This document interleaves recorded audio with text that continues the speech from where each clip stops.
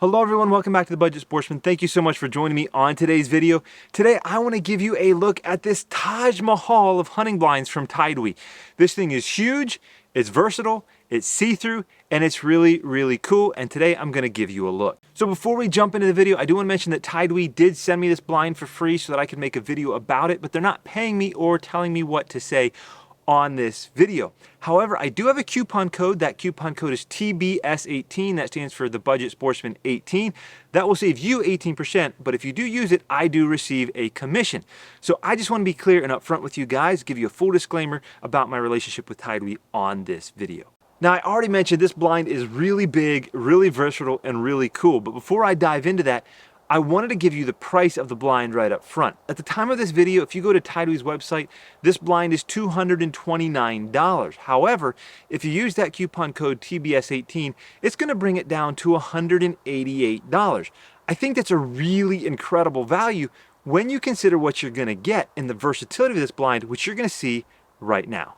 Now, in its most very basic form, this blind is actually two separate individual blinds that can be used as standalone individual blinds. So when you buy this, you're actually getting two separate blinds. Each one weighs just under 15 pounds with all the included stakes and guy lines, or just under 30 pounds for the combined total. So here they are in that most basic form as two separate and individual blinds. Now here it is in the second configuration, which is connecting both blinds together. And I'll show you in a minute how you do that by removing one wall from each blind and then zipping them together.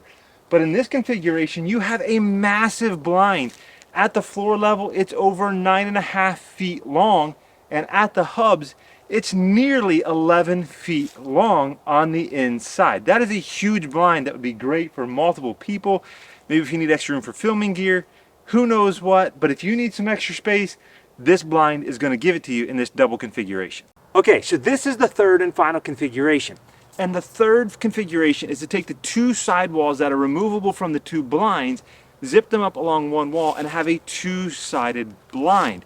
Now in this configuration, these two panels together weigh just over 6 pounds, making a super lightweight setup. Of course, you can fold them flat like this, carry them around. Of course, you could pop the hubs and collapse the hubs and compact them down as well.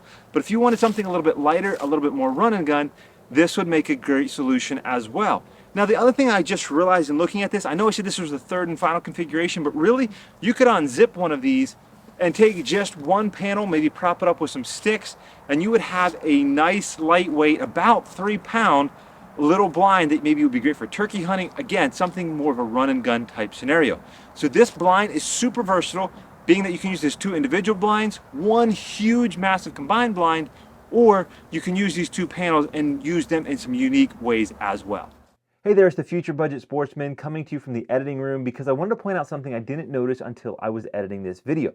I'm going to say more about it in a moment, but this blind has see-through walls where when you're on the inside of the blind, you can see out through the panels. However, if you go back and watch this video again, or maybe some of you already noticed it, you can see my movement through the blind when you're using it in this configuration. Now, one of the reasons I believe that is true is because when you're using the full blind, the back wall is actually black, and that cuts down on the light coming through and allowing what's on the outside of the blind to see your movement. In this case, you don't have that black background, and so you can see that movement. I don't think it's a deal breaker. I just think you need to be aware of where you're setting up and realize that this is not going to be a perfect concealment blind. It's still going to block a lot of your movement, still going to conceal your outline, it's still going to give you some good advantages. Just be aware it's not going to perfectly block every single movement. I would be cautious about setting up where you have light behind you and try to make sure that you've got some dark timber or maybe some trees behind you that are going to continue to help break up your outline as well. Next up, let's talk about the setup of how you set up these blinds individually and also how you combine them together to form this big Taj Mahal of a hunting blind. So these are hub style blinds, a 5-hub design blind. If you've never set one up before, it really is quite simple. What you do is you just got to pop out each of the hubs. I'm going to start here by popping out the roof. Okay, there's the roof of the blind. And then you grab each of the 4 walls and you just grab the hub in the middle. And you go ahead and pop it out on all 4 sides.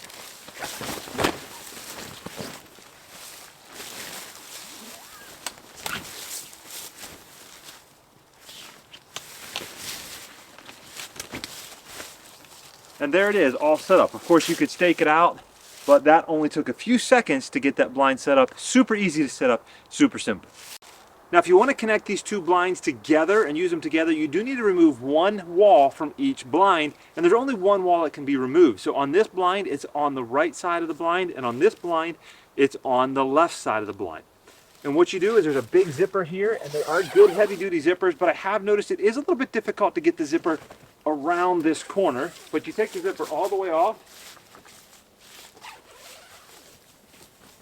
and there comes off a wall.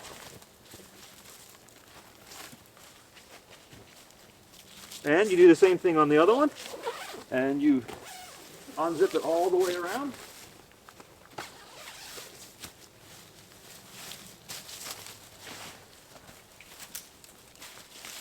And then you simply slide the two blinds together, line up the zippers, and connect them up.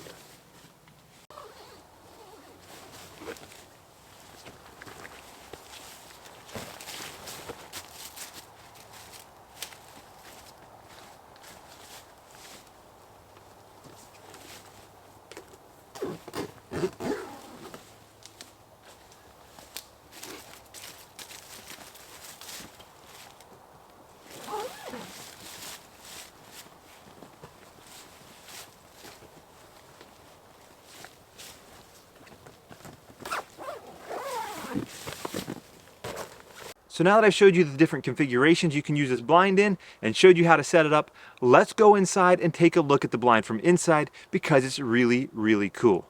All right, so to enter the blinds, you're gonna have one door on each end of the double configuration, or if you're using them individually, you'll have one door on each blind. And it's here in the corner, and it's kind of a moon-shaped or half-moon shaped door. Now, if I was to have a complaint about this blind, it is that this door is a little bit small and hard to get into. And I was actually letting someone borrow my other TideWe single blind, and they had the same complaint. But it's kind of a limitation of the fact that there's a frame coming right down here to the hub and right down here. So you really can't make the door much bigger. Now, if I'm just like this with no gear on, light closed, it's pretty easy to step in. However, if you have any kind of physical limitation, or if you're wearing a backpack, it could be difficult to climb through this door. I would suggest taking the backpack off first, setting it inside, then climbing in yourself. Now, of course, if you really were having a hard time getting into this blind, you could just lift the whole thing up, put it over your head, and get inside that way. But if you've got it staked down, you're gonna have to use the door. Well, guys, as you can see, this blind is absolutely massive.